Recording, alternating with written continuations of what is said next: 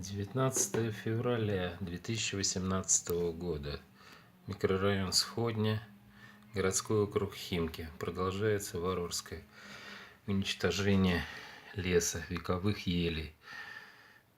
Вот так вот. Гибнет лес ради бизнеса. Варвары атакуют русский лес. Самое интересное, жить-то здесь строители не будут. И бизнесмены.